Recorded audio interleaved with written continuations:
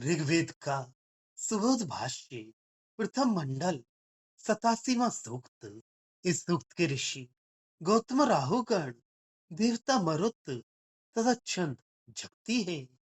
शत्रु दल को क्षीण करने वाले अच्छे बलशाली बड़े भारी वक्ता, किसी के सम्मुख शीश न झुकाने वाले, न विछुड़ने वाले, अर्थात एकता पूर्वक जीवन बिताने वाले, सोमरस पीने वाले या सीधा साधा तथा सरल बर्ताव रखने वाले, जनता को अतीव सेव्य प्रतीत होने वाले तथा नेताओं में प्रमुख ये वीर सूर्य किरणों के समान वस्त्र तथा अलंकारों से युक्त होकर प्रकाशमान होते हैं।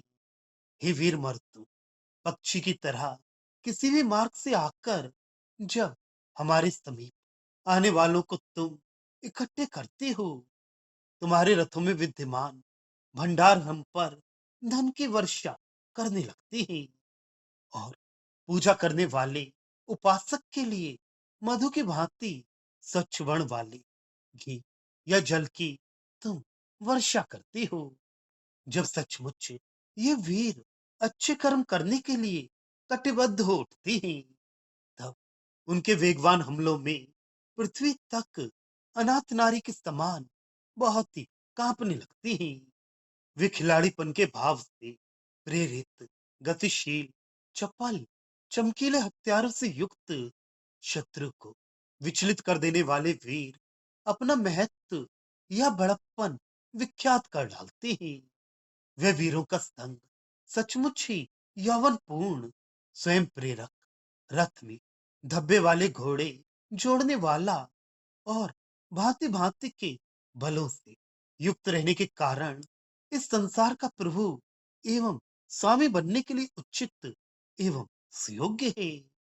और वे सच्चाई से बर्ताव करने वाला तथा ऋण दूर करने वाला, अनिंदनीय और बलवान दिख पड़ने वाला वे संघ इस हमारे कर्म तथा ज्ञान की रक्षा करने वाला है। पुरातन पिता से जन्म पाए हुए हम कहते हैं, सोम के दर्शन से जीव वाणी प्रगति करती है, अर्थात वीरों के काव्य का गायन करती है। जब वे वीर शत्रु को शांत करने वाले युद्ध में उस इंद्र को स्फूर्ति देकर सहायता करते हैं, तभी वे प्रशंसनीय नाम यश धारण करते हैं। वे वीर मरुत सबको सुख मिले, इसलिए तेजस्वी किरणों से सब मिलकर वर्षा करना चाहते हैं। कवियों के साथ उत्तम अन्न का सेवन करने वाले या अच्छे आभूषण धारण करने वाले, कुल्हाड़ी धारण करने वाले, वेग से जाने वाले तथा न डरने वाले, वे भी प्रिय मर्तों के स्थान को पाते हैं। भावार्थ, शत्रुओं को हतवल करने वाले, बल से पूर्ण अच्छे वक्ता, सदैव अपना मस्तक ऊंचा करके चलने वाले, एक ही विचार से आचरण करने वाले, सोम का सेवन करने वाले, सेवनी और प्रमुख नेता बन जाने की क्षमता रखने वाले वीर, वस्त्र अलंकारों से सजाए जाने पर सूर्य किरणवत सुहाते हैं। जिस वक्त तुम किसी भी राह से आकर हमारे निकट आने वाले लोगों में एकता प्रस्थापित करते हो, संगठन करते हो, तब तुम्हारे रथों में रखे हुए धन भंडार हमें संपत्ति से निहाल कर देते हैं। हम पर मानो धन की सतत वृष्टि सी करते हैं। तुम लोग भी भक्त एवं उपासक को स्वच्छ जल एवं निर्दोष अन्न पर्याप्त मात्रा में देते हो। जिस समय ये वीर जनता का कल्याण करने के लिए सुसज्ज हो जाते हैं, उस समय इनके शत्रुओं पर टूट पड़ने से मारे डर के समूची पृथ्वी थर थर कांप उठती है। ऐसे अवसर पर खिलाड़ी चपल, तेजस्वी, शस्त्र अस्त्र धारण करने वाले तथा शत्रु को विकंपित करने वाले वीरों की महनीयता प्रकट हो जाती है। ये वीरों का संग युवा, स्वयं प्रेरक, बलिष्ठ, सत्यनिष्ठ, उर्ण होने की चेष्टा करने वाला, प्रशंसनीय तथा सामर्थ्यवान है। इस कारण से इस संसार पर प्रभुत्व प्रस्थापित करने की क्षमता पूर्ण रूपेण रखता है। हमारी इच्छा है कि इस भांति के समुदाय हमारे कर्मों तथा संकल्पों में हमारी रक्षा करने वाला बने।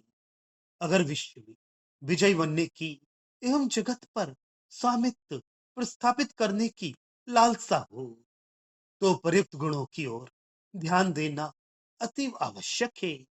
श्रेष्ठ परिवार में उत्पन्न हुए हम इस बात की घोषणा करना चाहते हैं कि सोम की आहुति देते समय मुंह से अर्थात जिह्वा से भी देवताओं की सराहना करनी चाहिए। शत्रु दल को विनष्ट करने के लिए जो युद्ध छेड़ने पड़ते हैं, उनमें इंद्र को स्फूर्ति प्रदान करते हुए ये वीर सराहनीय कीर्ति पाते हैं। उन नामों से उनकी कर्तृत्व शक्ति प्रकट हुआ करती है। वे वीर मरुत सबको सुख मिले, इसलिए तेजस्वी किरणों से सब मिलकर वर्षा करना चाहते हैं।